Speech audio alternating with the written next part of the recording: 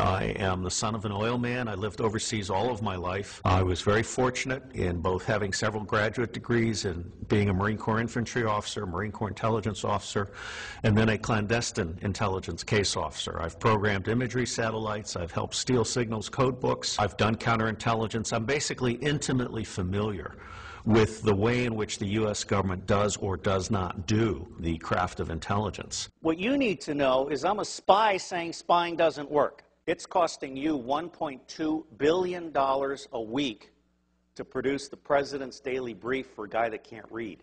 People don't realize this. Apart from the fact that NSA is 1950s mindsets with 1970s technologies, SAIC completely screwed up Trailblazer, Echelon is baloney.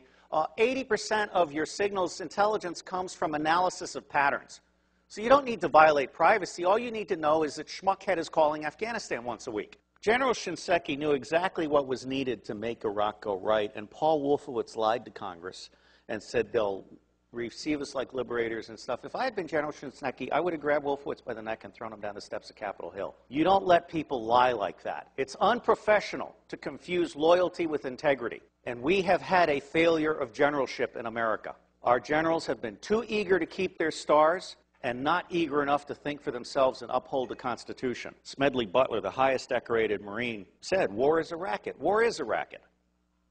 War is a racket, and the only reason it's happening is because the American public is lethargic. Blog that. You are the Paul Reveres and Patrick Henrys of our generation. Bottom-up horizontal connection is key. Sharing at all levels, not top-down control. Public intelligence and influence is about to take off. We are about to bury rule by secrecy. Civil affairs is the focal point. The intelligence guys need to go back in their box. Bloggers, not informants, are key. The FBI is about to try and hire 2,000 informants in a Soviet police-style approach to security. That's idiocy.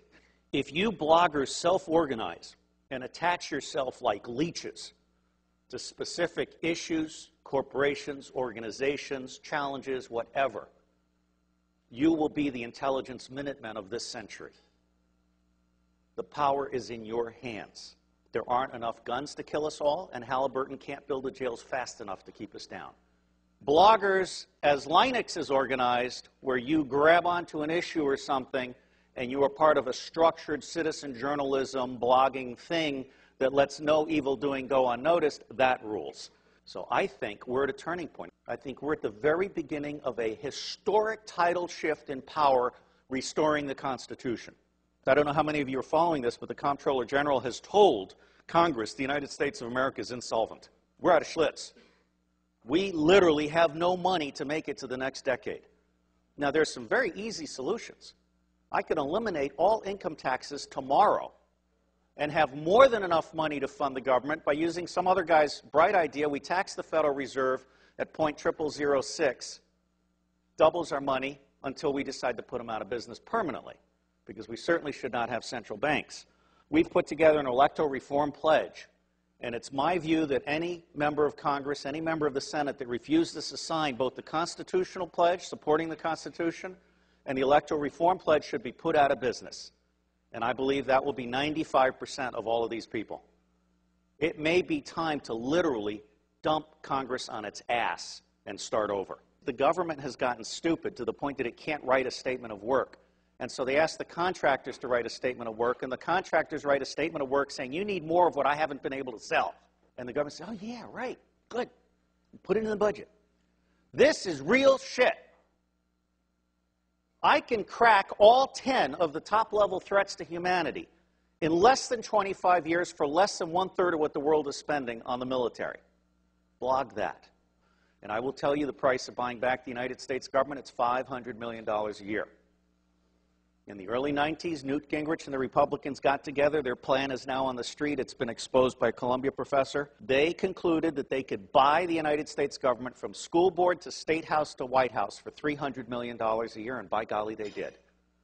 And every single member of Congress is impeachable for having abdicated their Article I responsibilities under the Constitution and serving as foot soldiers for the president and his mendacious vice president. If you confiscate all the wealth in the world, which I do not advocate, all you have is a $5 bill for every one of the 5 billion poor on the planet.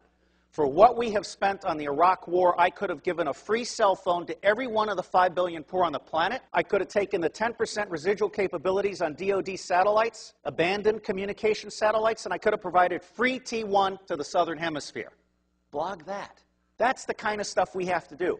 Because if we don't do that, those 5 billion people, instead of producing wealth that stabilizes the earth, are going to produce plagues, epidemics, criminal gangs, drugged up people. Ralph Peters, a friend of mine, and the bottom line here is the only path to wine, women, and wealth for badasses anywhere on the planet that have no money is guns. And what's happening here is we're at the very beginning. We're just starting to come out of our little eggshell. When the industrial era began, it broke the connection between kinship and trust. And it started treating people as commodities. And then we lost sight of our government and we allowed the corporations to buy the government. The United States of America no longer represents we the people.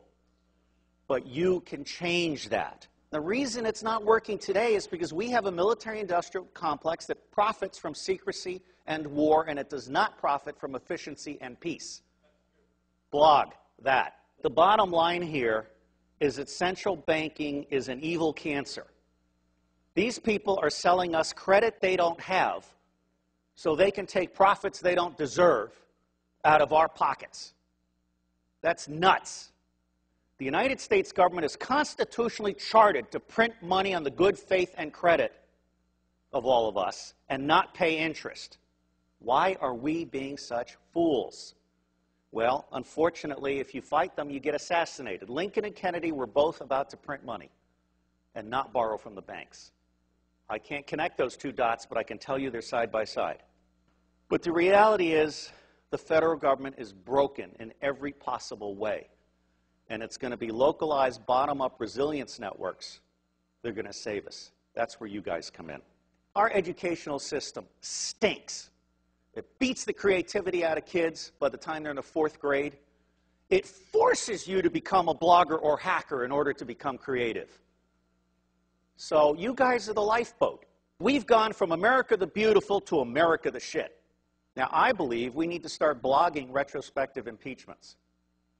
I'm not saying we need to hang them or tar them or feather them, just out them. I think it's time for citizen investigative journalism to go deep and go back and go current. And people need to understand they can't get away with this stuff. There is absolutely no lack of solution, and there is also no lack of money. What is lacking is the popular political will to exercise our God-given right to be in charge. I got thrown off Fox News for saying the global war on terror wasn't real. Well, it's not. Okay? I mean, until we can get to one man, one bullet for the top 6,000, we can contain the next level, and we can provide a quality of life for everybody on the planet at the lowest level, we're not going to get it. The Air Force solution for terrorism is to kill one guy in an entire village, which of course creates 100 to 200 additional terrorists because of that indiscriminate war crime. It's just nuts. And it's nuts because the media isn't doing their job, and so it falls to you. And my dream is to have someone adopt every zip code and start doing that weekly report for their zip code. And then those little reports will start having babies, and it'll start spreading. Your government is stupid, and they're stupid deliberately. The intelligence community does not do open source information because they like to think that the cabinet departments are doing their open source information. That's not true. The cabinet departments don't know how to do decision support. What they know how to do is take stakeholder interests and turn them into policy that increases budget share. That is not what I call reality-based budgeting. Politics today has gotten so dirty it's not worth anybody's time if they've got a brain. Well, I don't have a brain, I have a soul. And I believe that America needs to get back in the business of managing itself. I am absolutely certain that central banks are an evil. Central banks are screwing us all, or we'll head it right. We are pigs being harvested for profits. I do believe there are secret societies, although, you know, given a choice between conspiracy and incompetence, I generally go with incompetence. The Bilderberg Group, I just saw a list of who attended the last time, and it's almost a list of nobodies who want to be somebodies combined with somebodies on their way down. You know, I'm not that impressed. These people think they're the movers and the shakers. They're only the movers and the shakers as long as you let them be the movers and the shakers. I spent 18 years trying to help secret government agencies get in touch with unclassified information. And Tom Atlee sent me an email, and he had this little signature blog where Buckminster Fuller said, don't try and heal a broken system, create a new system that replaces it. So I'm honored to be here to set the tone for you guys. And my bottom line is, don't waste your time on the federal government. It's going away. There are 27 secessionist movements. There are 9 distinct nations in North America. I anticipate some virtual separation in the Republic. And I think that you're going to find that, like Vermont, for example, is all of a sudden going to be seen by the rest of America as exactly where we want to be, or Seattle. And so that's called the spike theory of change. As soon as one state gets it perfect, it's going to spread like wildfire.